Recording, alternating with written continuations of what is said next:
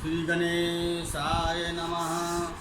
नामं नामं रमानाथं भवानी सहितं भवं सरस्वतीं गणाधीशं मातरं पितरं गुरुं। प्रवक्ता आधार पुरुषस्य नाम डॉक्टर कृष्ण नारायण झा, सहायक प्रोफेसर साहित्य, जूठालाल संस्कृत महाविद्यालय मझौलिया, पश्चिमी चंपारण। कक्षा यानी वर्ग शास्त्री प्रतिष्ठा, तृतीय खंड, अष्टम पत्र। निर्धारित पुस्तक का नाम प्रतिष्ठा अष्टम पत्र में कालिदास रचित मेघदूत यानी उत्तर मेघ विश्वविद्यालय द्वारा 40 अंक की निर्धारित की गई है। इस पुस्तक से आलोचनात्मक प्रश्न 20 अंक के एक प्रश्न पूछे जाते हैं तथा व्याख्या 10 अंक की एक प्रश्न पूछे जाते हैं। अर्थ एवं हिंदी अनुवाद 5 अंक के 2 प्रश्न पूछे जाते हैं। यानी 5 अंक के एक और 5 अंक के एक 2 प्रश्न पूछे जाते हैं। आज का शीर्षक है महाकवि कालिदास रचित उत्तर मेघदूत का कथा सारांश। किसी भी पुस्तक से को पढ़ने के लिए पहले उसके कथा के बारे में जानकारी प्राप्त करना जरूरी है। मेघदूत नामक गीत काव्य के रचयिता कालिदास हैं। संस्कृत के सर्वोत्कृष्ट गीत काव्यों में अन्यतम हैं। यह 2 भागों में विभक्त है, पूर्व मेघ और उत्तर मेघ। मेघदूत काव्य का अंतर्भाव खंड का या गीत काव्य में होता है। जीवन के प्रायः एक अंग चित्रण गीत काव्य में होता है, जबकि महाकाव्य में प्रायः जीवन का सर्वांग चित्रण प्रस्तुत किया जाता है। गीत काव्य आकार में महाकाव्य की अपेक्षा लघु होता है। संपूर्ण मेघदूत मंदाक्रांता छंद में लिखा गया है। इसमें कुल 121 पद हैं। रस विप्रलभ श्रृंगार रस है। प्रकृति काव्य में मेघदूत बनाया गया है, अर्थात प्रकृति का वर्णन है। भौगोलिक इस पुस्तक में भौगोलिक चित्रण इस पुस्तक में पढ़ने से लाभ होता है, अतएव इन्हें मेघदूत कहते हैं। मेघदूत यस्मिन् काव्ये तत् मेघदूतम, मेघदूतो यस्मिन् काव्ये तत् मेघदूतम, अथवा मेघ एवं दूतों मेघदूत अधिकृत्यम कितम काव्यम मेघदूतम। मेघ में होता है बादल।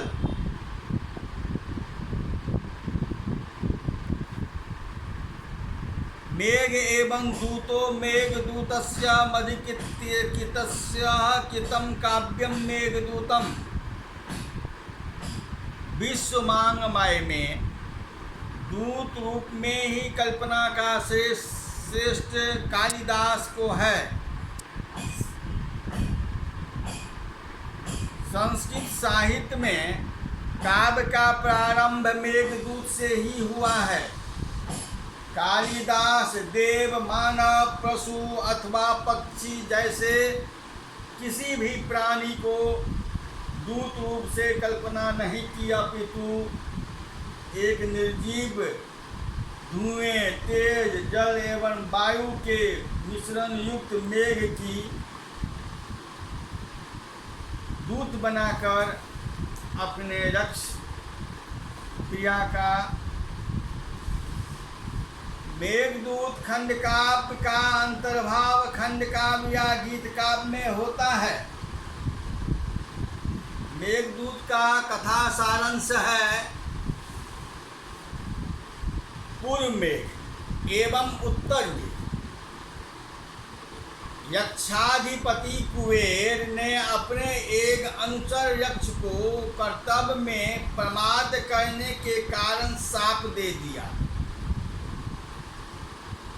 उसकी महिमा धुल गई और अपनी नगरी अलका से आकर मृतलोक में रामगिरी पर्वत पर आश्रम बनाकर रहने लगा।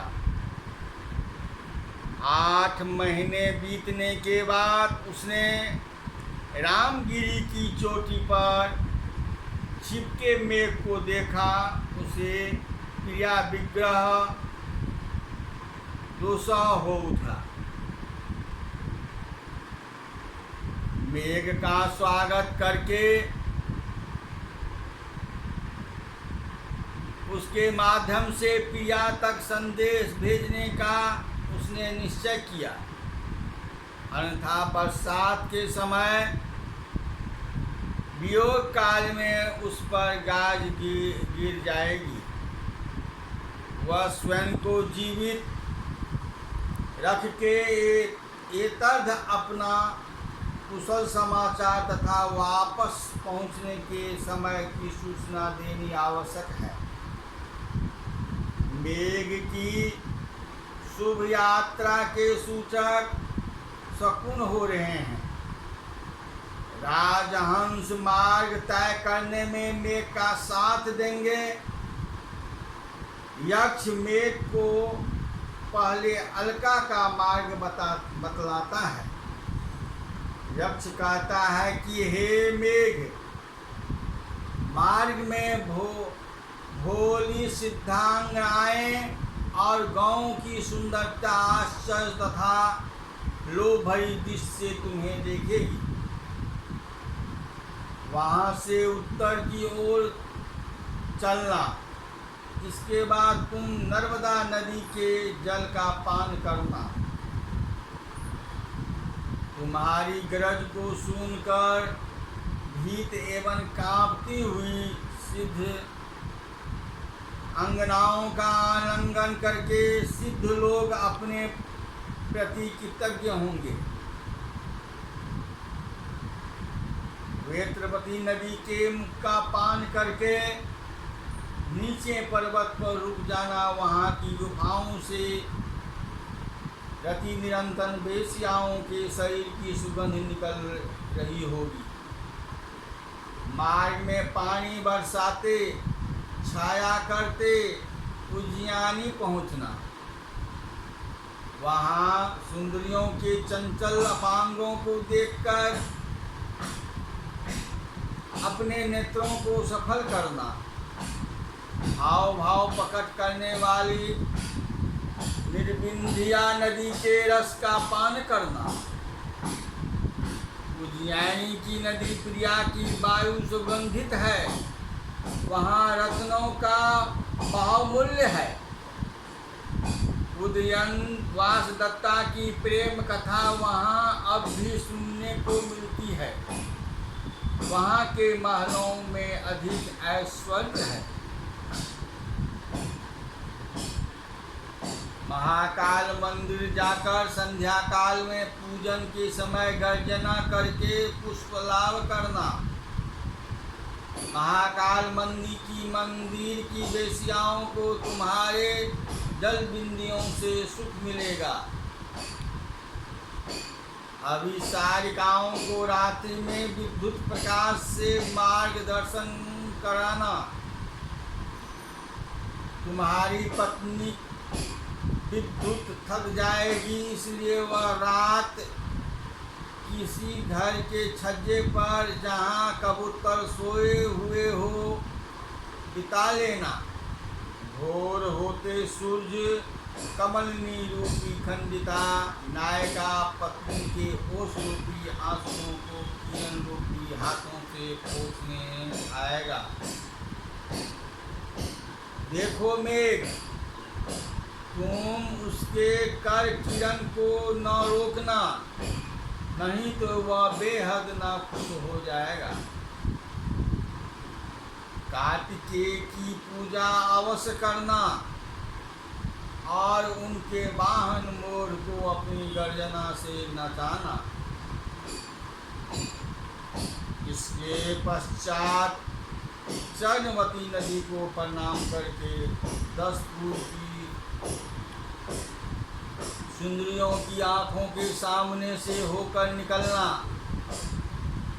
पुनः सरस्वती के जल का पान करते हुए कनखल निकल जाना। हिमालय के एक शिलातट पर अंकित शिव के चरण को प्रणाम करना। इसके बाद क्रांच रग्न से होकर उत्तर की ओर चलना और फिर कैलाश पर पहुंचना। वहाँ स्त्रियां कंकड़ों द्वारा काट काट कर तुमसे अपनी गर्मी दूर करने के लिए तुमको छोड़ना नहीं चाहेगी। ऐसी स्थिति में अपनी गर्जना द्वारा उनको डरा देना और भाग निकालना। उसी कैलाश की गोद में अपनी प्रिया के समान अलका को देखकर तुम समझ आओगे कि यही है अलका। उसका गंगा रूप धवल वस्त्र खिसका रहा होगा।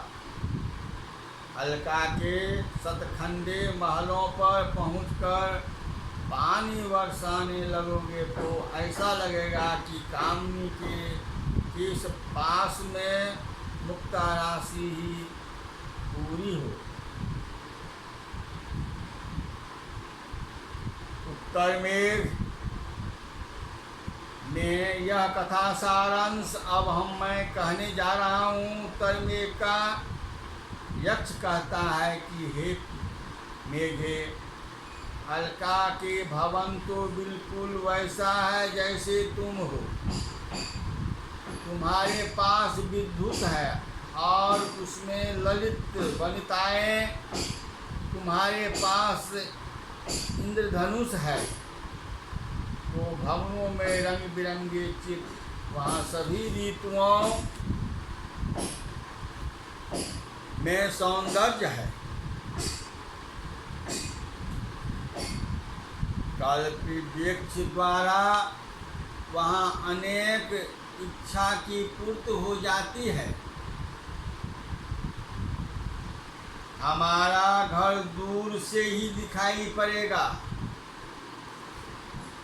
उसी में गोल फाटक है। पास में ही पिया द्वारा पुत्रवत परिपालित छोटा सा कल्पवृक्ष है।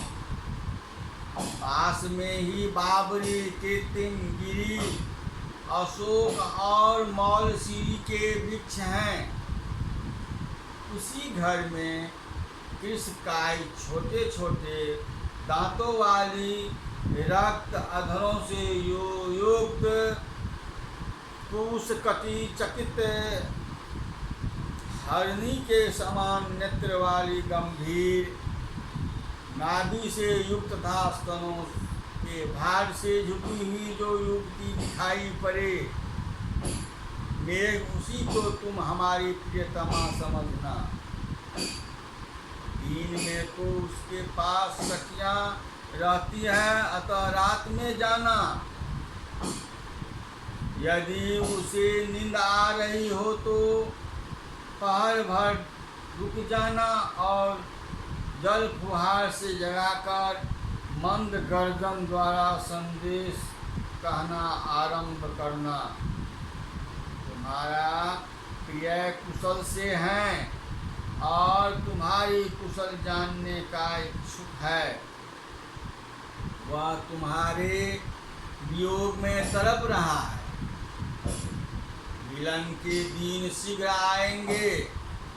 4 महीनों को आंख बंद करके काट डालो तुम, फिर भरपूर आनंद लूटना।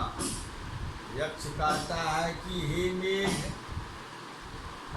यह मेरा कार्य तुम पूरा कर दो। नेत्र समझकर या मेरे ऊपर तरस खाकर। तुम्हारी प्रीतमा तुमसे क्षण भर के लिए भी वियुक्त न हो। मेघ अलका जाकर यक्षिणी को संदेश सुनाता है। यक्षिणी आनंद विभोर हो जाती है। कुबेर इस विषय में अवगत होते हैं और साप लौटाकर पति पत्नी का संयोग करा देते हैं।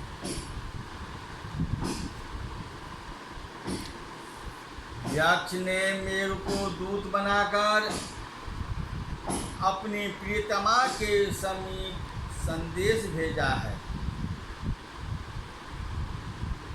क्या एतादृश कल्पना का कोई स्रोत है? वाल्मीकि रामायण में राम हनुमान को दूत बनाकर सीता के पास संदेश भेजते हैं। मेघदूत की टीका संजीवनी के प्रणेता मल्लिकीनाथ ने इस घटना को कालिदास द्वारा मेघ को दूत बनाने की कल्पना का आधार माना है। मेघदूत के कथानक यक्षिणी के सापकल विरह की कथा का स्रोत ब्रह्मवैवर्त पुराण प्रतीत होता है। इसके अतिरिक्त चरित्रवाणी टीका में भी उल्लेख किया गया है कि कुबेर ने कर्तव्य में प्रमाद करने वाले एक यक्ष को शाप दिया था। उन दोनों में से ब्रह्मवैवर्त पुराण के कथानक को ही स्रोत मानना उपयुक्त होगा। चरितवर्धिनी की कथानक का स्रोत अज्ञात है। मेघदूत विशेषकर पूर्व मेघ प्रकृति चित्रण से भरा पड़ा है। भाव विवल यक्ष धूम ज्योति सलिल और मरुत के सन्निपात मेघ के द्वारा संदेश भेजने के लिए तत्पर हो जाता है। मेघ को स्वयं प्रकृति का ही अंग है। यक्ष मेघ को अलका के मार्ग का वर्णन करता है। मार्ग प्राकृतिक है। पूर्व मेघ में पर्वत, नदी, गुफा, वायु, वृक्ष, लता, पुष्प, चातक, बलका, हंस, मयूर, सरभ, इंद्र, धनुष, हरण आदि प्राकृतिक विषयों का मनोरम वर्णन प्राप्त होता है। आम्रकूट पर्वत की चोटी पर जब मेघ पहुंचता है तो आम्रकूट की शोभा कैसी होगी।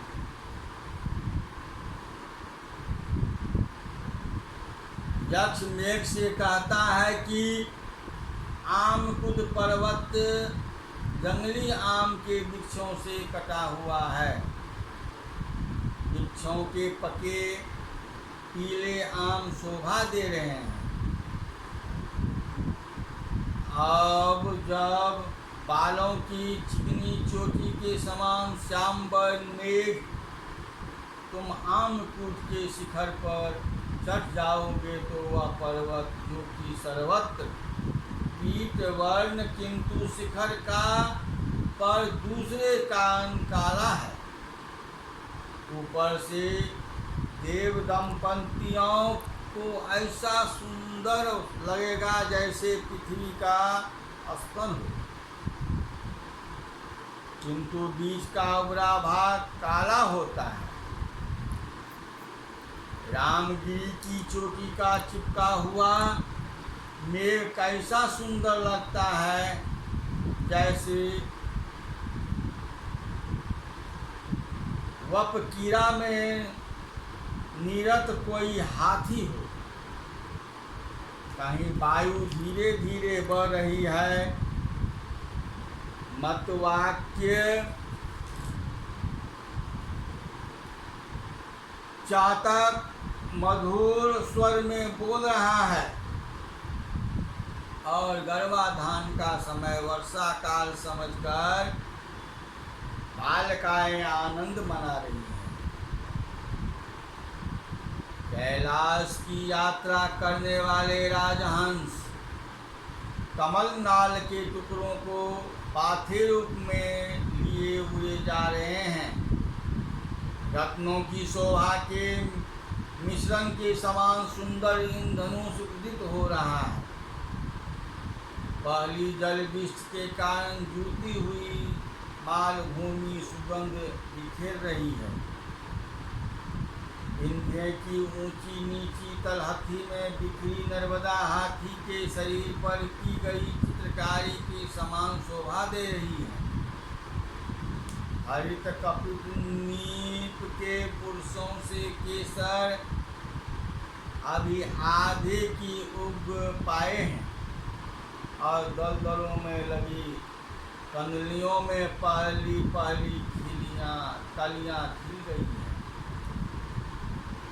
सारंग पृथ्वी की सौंधी गंध सूंघ रहे हैं। जल बिंदुओं को रोचने में दक्षिणा तक दिखाई दे रहे हैं।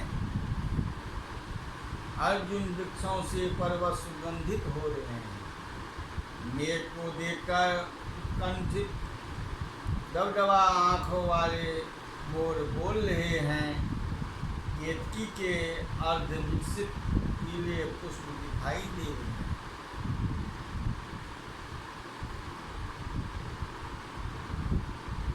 बालिमोजी पक्षी घोंसले बना रहे हैं। जामुन के वन फल पकने के कारण काले हो गए हैं। मतवाले सारस बोल रहे हैं। कमलों की सुगंध फैल रही है। घर के छज्जे पर कबूतर सोए हैं।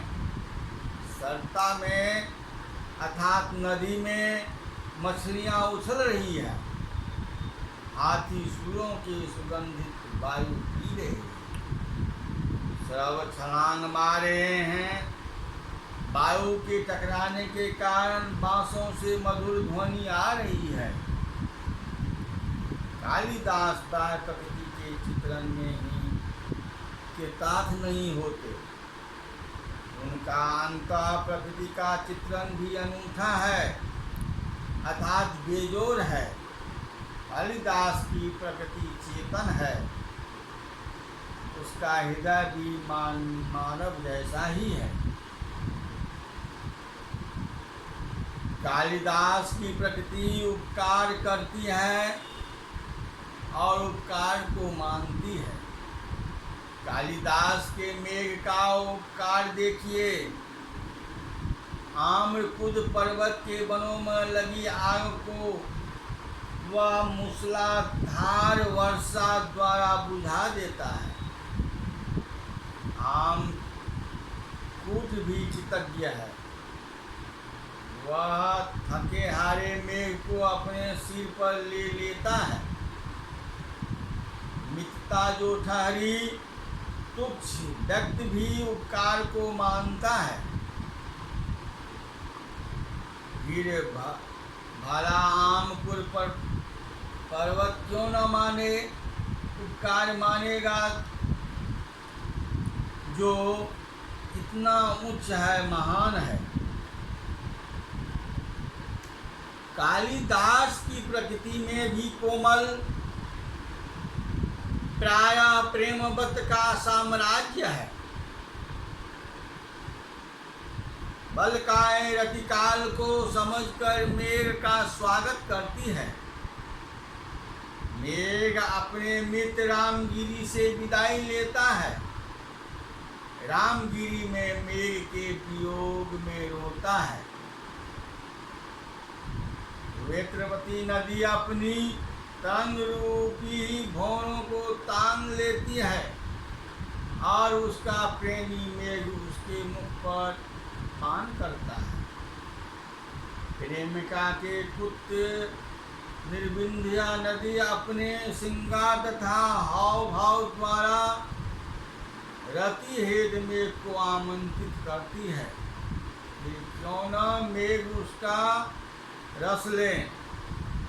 ये मेघ मार्ग में लहरों की हिलकोर से वाचक पक्षियों की पंक्ति में करधनी की कड़ा वाली लड़खड़ाने के कारण मनोहर ढंग से बढ़ती हुई तथा भ्रमम रूपी नाभि को दिखलाने वाली निर्विद्या से मिलकर अंदर रस से मुक्त हो जाना।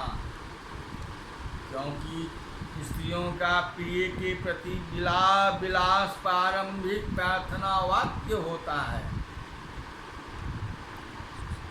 यक्ष की विरह व्यथा पर वन देवियों को तरस आ गया।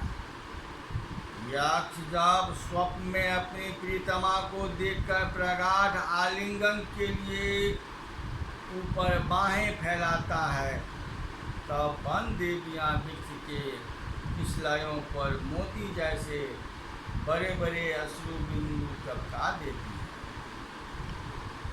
निर्विंध्या नदी मेघ के वियोग में कृश हो गई है। जल की पतली धारा वीरावस्था को सूचित करने वाली उसकी चोटी है। तटवर्ती वृक्षों से गिरे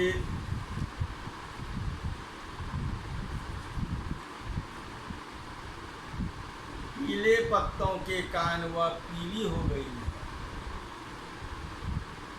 जैसे मेघ के विरह के कारण ही पीली हो गई हो। कितना सौभाग्यशाली है मेघ, जिसके विरह में उसकी प्रियतमा की ऐसी स्थिति है।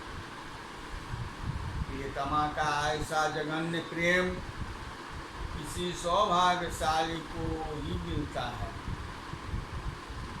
यक्ष कहता है कि मेघ, तू ऐसा उपाय करना जिसके उसकी दुर्बलता दूर हो जाए। मेघदूत की प्रभा श्रृंगार रस का काव्य है। प्रणयी यक्ष कुबेर के शाप के कारण अपनी प्रियतमा से युक्त होकर रामगिरी पर्वत पर विरह के दिन काटने लगा। 8 मास व्यतीत हो गए। आषाढ़ मास का पहला दिन था। यक्ष ने पर्वत की चोटी पर देखा कि मेघ कीड़ा कर रहा है।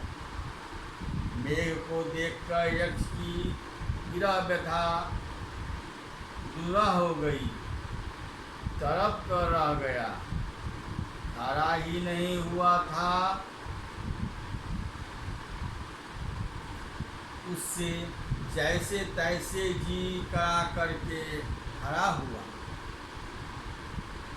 दुनिया की निगाहों में वह पागल था, क्योंकि वह मेघ को दूत बनाकर अपनी प्रियतमा के पास संदेश भेजने के लिए उनसे अन्वय करने लगा। काम भावों से अभिभूत उन बेचारों को कहाँ पता कि यह मेघ है। सर्वपदार्थ संदेशा ले आएगा, जो भी हो उसे प्रीतमा के वास स्थान अलका का मार्ग बतला दिया। इसके पश्चात उत्तर मेघ में विरह व्यथा की करुण कहानी है। यक्ष की अपनी और अपनी पत्नी की मानव हृदय का इस काव्य में जैसा चित्रण कालिदास ने किया है, शायद किसी कवि ने किया हो।